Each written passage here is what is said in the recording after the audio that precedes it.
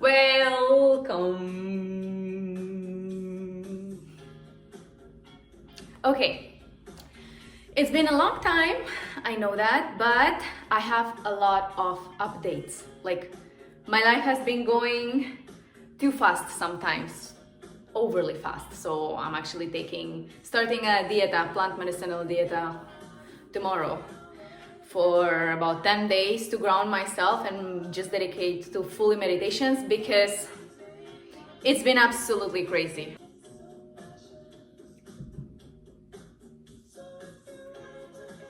Okay. Second book I'm writing, it's all about rituals and ceremonies. It's pretty practical. I don't like to go much into theory. I'm a practical person, so obviously everything I write is about practice. Yeah, I'm also recording a sound healing course, which should be going live in November. November is gonna be a very intense month as well, because I have a show. I started dancing. This is like the latest update that I think I didn't let you guys know, but it's been since, last year I went through a breakup and all these things that I lost practically everything, right? So that moment was very crucial for me to be grounded. So I had the only choice to find grounding through my body. And that's when I started going like more serious with physical movement. And I found love in my body. And not only that, I started dancing. My self-love grew so much. I started loving my body, my being. I started treating my body as a temple. I'm really happy that at 25 years old, I'm able to experience this. Some people, I understand that they never experience this. Anyways, less talking and more to the point. With this dancing rediscovery, right? I rediscovered myself through dancing, through expressing feelings through bodily movements. I also obviously have tried the whirling type of meditation. I think the first time I heard about this meditation was about 2-3 months ago, maybe 3 months ago, 4, because my notion of time right now is completely messed up. And it was in my dancing classes, and there was this girl that she said that she tried to do 100 rotations around herself. 100 rotations, like that sounds so dizzy. I just made one and I got dizzy, right? So I got really curious, and she explained me that there is this type of, the Sufis, they do whirling meditation to connect with divine through the vortex that they are creating. So I got really curious. Up until then, I used to do attunement. I used to do attunement, which is raising my hands up, look up, and 3 times clockwise, swirl. And that's the attunement. I didn't know that there is an actual more serious, like this came from me, right? Intuitively. I didn't know that there is an actual attunement, that it's 21 times rounds clockwise with your body. And it makes total sense, like 2 + 1 is 3, and I was already doing 3, so it's the number 3. Anyways, moving on. See how much I need grounding? Massages are not even helping, spa is not helping, slowing down is not helping, going to nature is not helping. Like, I need now things like are seriously to ground myself. Like, I'm going into plant medicine back again because it's just crazy how fast everything is going, how many things I'm dealing at the same time with. And I started studies as well, that from there I get the network and the investors for the retreat that I'm planning to open in a few years. So, building stage, but very crazily. My last summer solstice, by the way, just as a side note, promise, my last summer solstice lasted 3 days ritual. That was the last meditation I did, and I think it's like 2 weeks ago. So, as you can see, how crazy. Obviously, I do meditation now through my body. This is the type of meditation that I'm gonna show you right now, is the Sufi's Whirling. Let me turn off the music. Okay, serious stuff coming. I discovered Sufi's whirling dance. When I saw that for the first time on YouTube, one video, it was mesmerizing. It was looking at real-time magic on how an energy vortex shapes the skirt. So obviously I decided to give it a try, and it also makes sense that I decided to give it a try because since now I'm this in stage of very external outwards type of energy of doing rather than inwards, this type of whirling meditation makes total sense. It's a moving type of meditation, right? I remember first time I was trying it, I decided there was like a window next to me, and I'm like, okay, let me put that window as it was far, a little bit farther the window. So I decided, let me put that window as a point where my focus needs to fall every single time I give a circle, right? So circle, window, circle, window. It didn't work for me. I couldn't go farther. Then I'm like, because I'm not a professional dancer, so I'm not a ballerina or a professional dancer as per se, I cannot like lock my eyes every single time at the same point. It was too difficult for me to do this. So I decided to create that point that is always there within my reach. And what I did is I just extended my hands and I chose that point here on the tip of these fingers. And I extended, and that became the point that I would be always looking at, no matter where I am swirling, okay? I would look at this point. And that's how, without realizing, I just put music on the background, and the first time I did like until 1 minute. And then I realized like, wow, I didn't even notice the time passing the moment I started focusing on this finger. The secret is obviously in entering into trance state of mind where your thoughts are not there. You're not engaging your conscious thoughts, okay? So since I already have practiced with trance states with Sri Yantra, which is open eyes, it really helped me to also make the same type of focus, eye gaze in the tip of my fingers, and to enter into trance state even when I am moving, right? Because I just kind of detached from my feet that are constantly stepping in order to be swirling. I detached. I feel grounded, I feel myself in the floor, but I don't think of my next step. I just look to the tip of my finger. In the beginning I start slow and then I start picking up the pace. At one moment, I decided to start moving a little bit the hand, right? Maybe in the beginning the fingers, but I wasn't following this movement with my eyes. I wasn't looking up and down, right? The point was still in the same exact space. So if the point is, let's say, if the point is this one, you don't see it from there. Anyway, if the point is this one, and my fingers are here, this is the point that I created for my mind to stay still and to enter into trance state. The moment I started moving the fingers, I didn't follow my fingers with my eyes. I kept looking to the imaginary point that was still there.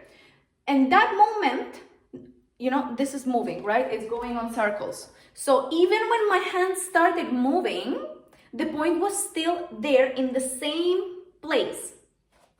And that's how I started getting confident with movement as well. And then I just started going farther. I started trusting myself. It's about surrender. It's totally about surrender and flowing. Like if you're unable to surrender and trust yourself, you may get like anxious, paranoid, thoughts will start disturbing your mind, how to stop, and you will have trouble to stop. And I believe it can even get dangerous. So please don't do this. Like do this under your own responsibility if you're gonna try it.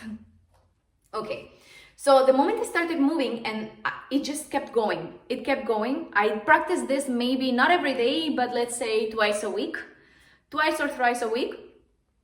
And one of those times I realized that I've been swirling for like one song lasted like 7.5 minutes, and I started swirling at 2.5 minutes.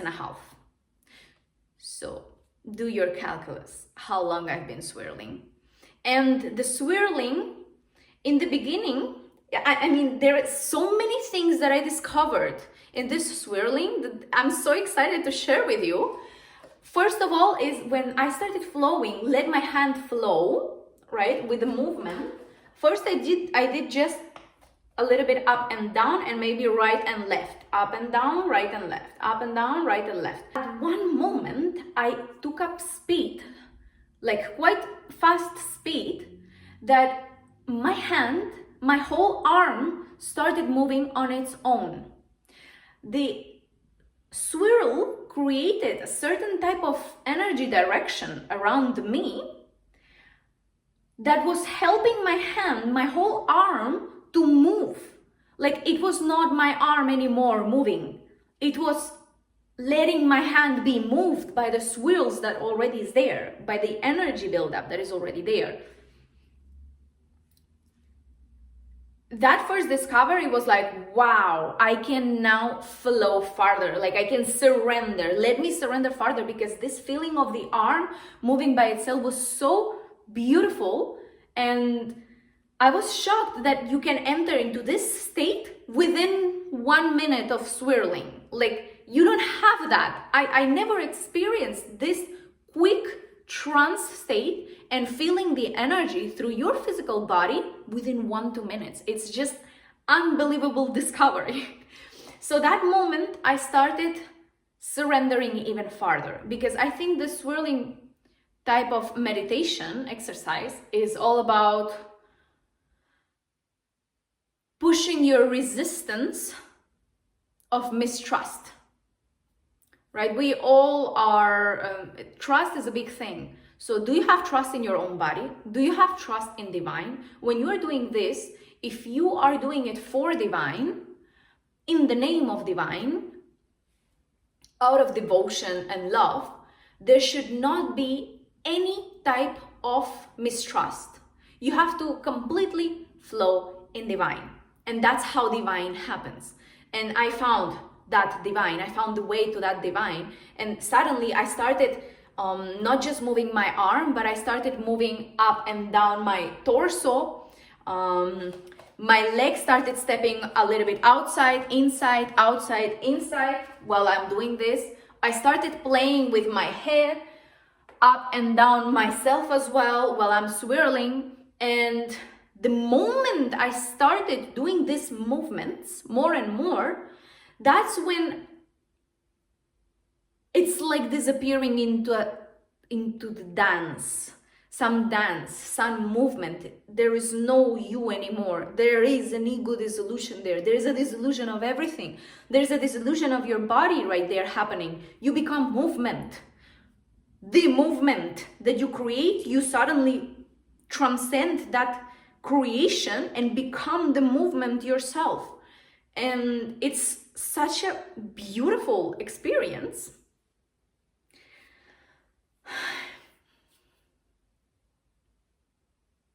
Yeah. So my latest discovery in this whirling dance was that the more I surrender and trust, the more I let this body to move as per how it feels best, the more your mind is completely off, the more you transcend somewhere, and it's a healing experience. Now, the end, because you start slow and then you pick up the speed. I used to pick up the speed, let's say from the 2nd minute, and around 4th minute, 3rd, 4th minute, I'm full speed. And then maybe at one moment I slow down the speed and I make like certain beats as per circling, and then maybe I pick up the speed again. But it's very important to slow down the speed again to properly stop. When I started swirling, I never thought about stopping. And maybe this is one thing that everywhere tells you to first learn to stop, right? When you're climbing a wall, this clip and climb or something, like you need to learn how to fall first before climbing higher, because you will have to jump, and you have to know how to fall, right? That's what everybody tells. And I guess there's gonna be many sources out there that tells you to do things certain way. For example, you need to learn how to stop and build it up from 1 minute, stop, second minute, stop, how to stop the swirling healthily so you don't get like sick or nauseous, or you just fall and like completely break down. Me, on the other side, I just chose the path of divine completely, and I didn't even question. I had maybe once or twice during this whole journey a thought of like, gonna be interesting how I'm gonna stop, but I just completely flew farther and let divine took over. And it took over.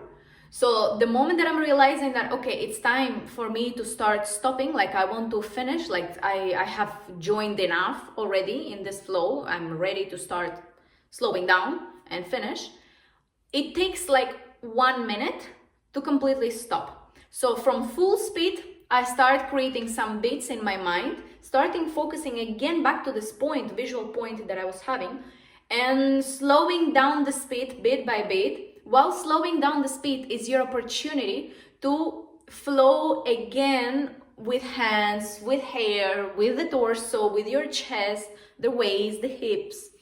It's your opportunity to start dancing again, coming back to your body and feeling your body slowly, bit by bit. And then you slow down completely, and you can make some rhythms while slowing down, and then finally you finish. And yes, you feel like a push, that everything keeps moving, but that stop, it's also so magical to feel this all push.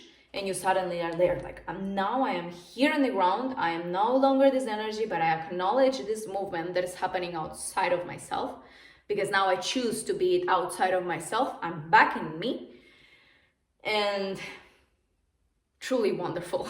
By the way, I forgot to say that this point that I chose in my hands, that suddenly became there a static point, no matter how much my hands were there moving or were not my hands anymore there,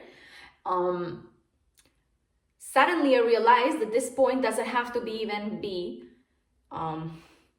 right there. It can be, let's say, closer. It can be somewhere here, or it can be with closed eyes. And closed eyes as well, right? There is different types of view with depth that I explain in my first Sri Yantra book. So when you do Tratak meditation to the Bindu of the Sri Yantra, you learn this type of different views. So basically it's a view with depth, right? And there is depth that you can add from an object towards you, and there is depth that you can add from an object farther from you. And the same depth happen when you close your eyes. When you close your eyes, it's not just like pitch black or some colors for some people. It's also depth. It's a vast, infinite depth with closed eyes. It's a vast, infinite points where you can focus your gaze as well with closed eyes. So when I started with open eyes, I chose this imaginary vision in the tip of my hands.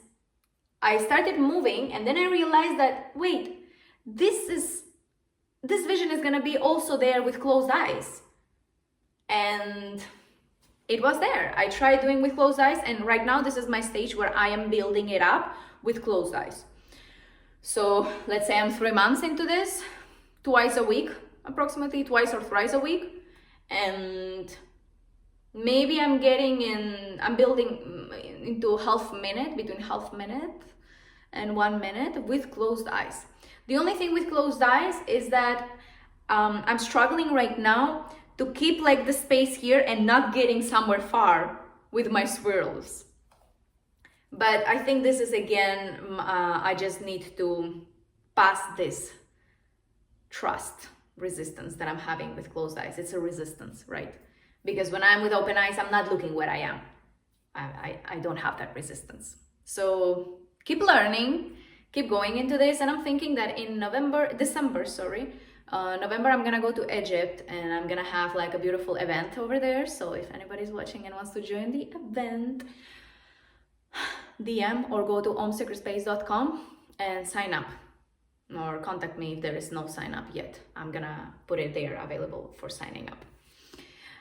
Anyways, it's gonna be in the desert. I'm planning to do I'm doing there a dancing course, but as well an event, and planning to do probably this whirling ritual for the divine in the desert, which for me Egypt is like, you know, it's a throat chakra, it's higher chakras energy, it's ether, right? If it's an ether energetical vortex of the earth, and I'm already doing something that transcends the elements, and I'm already into the ether, I just cannot even imagine what can happen there. I'm so excited. So yeah, this is my latest update of life. And I'm gonna proceed now to record the course of sound healing. I hope you guys are doing well. Thank you so much for watching. What's next in my spiritual journey? Yes, it's plant medicine and meditation. If you're curious, the 3 days summer solstice, I haven't recorded because I had a Berlin trip and I had to take over some events and things, communities there as well. So it was absolutely crazy, almost 40 degrees of heat. And then my periods came and I was sleeping like 4 hours a night. It was just an awful experience. And I had a presentation there and the presentation went, well, I judge myself a lot, but my voice was like a ship shaking in that presentation. And with a microphone there, embarrassment, total embarrassment. But I showed up. I had this fuck it moment, like you just show up, right? And get out of your comfort zone bit by bit. Public speaking is definitely out of my comfort zone. And I think out of many people's comfort zones, so it's a thing. It doesn't happen to me in this yoga classes or sound bath events. It just happened there when there were like, 100 people sitting and I have a huge presentation and the mic there and the speakers. I was hearing my shaking voice from the speakers. But this was not the biggest embarrassment of my life. Maybe I should do one video about the biggest embarrassments of my life as a storytelling, because it's wonderful, the story I had with Eliza Spa Wellness. It's wonderful. Maybe I'll record it next time to share it with you. Okay, thank you so much for seeing this video. I hope all the best for you. Have a beautiful summer, whatever is left.